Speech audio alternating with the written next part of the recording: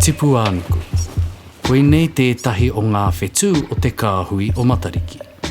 Engari, he hara te hononga ki a tātou te tangata me te ao e noho nei tātou. Ko Tipu Ānuku tētahi o ngā whetū heri kai mai.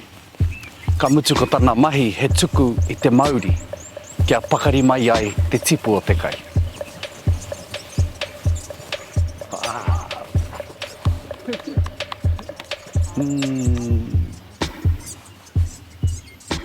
Engari, ko e hea kai.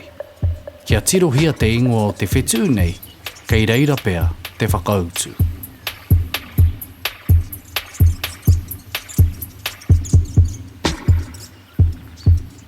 No reira, ka kia ko tēnei mea te tipu, ko ngā hanga o raka tipu i te one pēnei te rākau, ā i ahu mai te kupu nuku i te ingoa o Papatū Ānuku.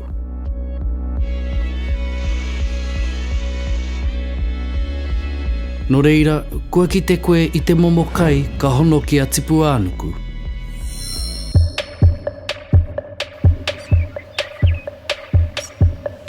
Ai, e hono ana te whetū nei ki ngā kai katoa ka tipu ki te nuku o te whenua.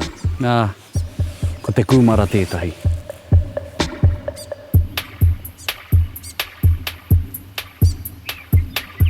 Tipu ārangi, kuia hoki tētahi o ngā whetū heri kai mai. Engari, ko e hea kai. Ka tika hoki, ko ngā kai o te rangi. Ko Tipu ārangi te whetū e hono nei i te kāhui o Matariki ki ngā kai katoa ka ahu mai i te rangi.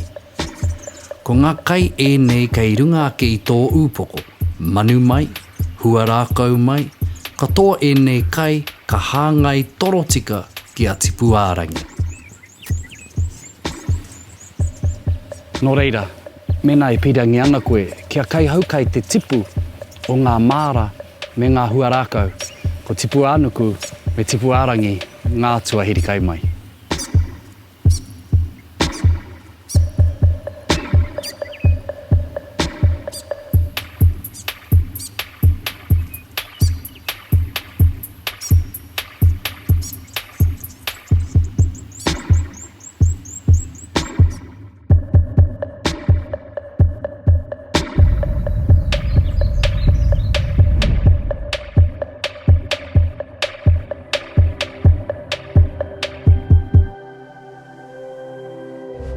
Ko te reo